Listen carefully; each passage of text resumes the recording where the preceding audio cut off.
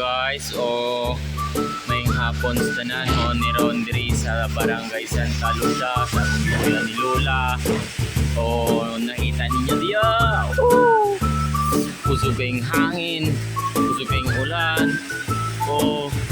Walay mga manok na nagsuroy-suroy sa atong video karon. Tungod kay ang bagyo ni Pipito niabot na diri sa Barangay Santa Lucia o dito.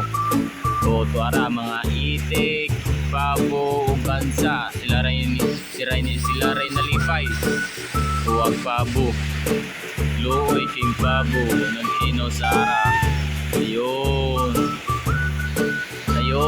mga bibi. Ayun, maliliit na bibi. Ayun, malaki ng sasapa ngayon, marami ng tubig, malakas, sobrang lakas guys. Kita nyo naman yung saging ni Lola na tinanim, parang na-stress na sa bagyo. Yun, mga kawayan din sa likod, yun, na-stress na sila. Bakit ganito? Bakit dumaan pa dito sa Pipito? Si Pipito pala.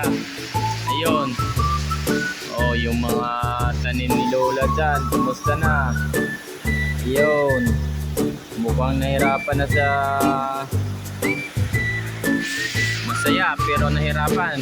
Ayun, yung mga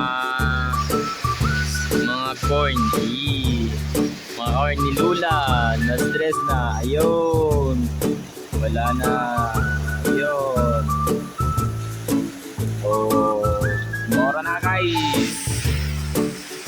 Mora na guys, may hapon sa inyong tanan. Ayun, nandito pa pala yung mga sisiw natin. Sobrang lamig ng panahon. Ayun, dito pa may mga sisiw pa din ito. Yun, mukhang wala na. Kumusta na kaya ito? Pre, tingin muna natin. Pre, good. Ayun, ininaw na.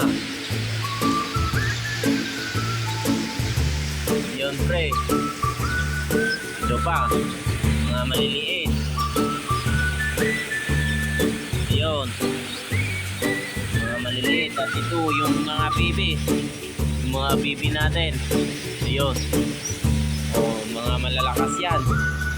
Sana po ay walang mamatay sa kanila kasi binilhan pa yan ng mga feeds ni Kuya. Maraming salamat po. Yun lamang, mag-ingat yung lahat. Wala man.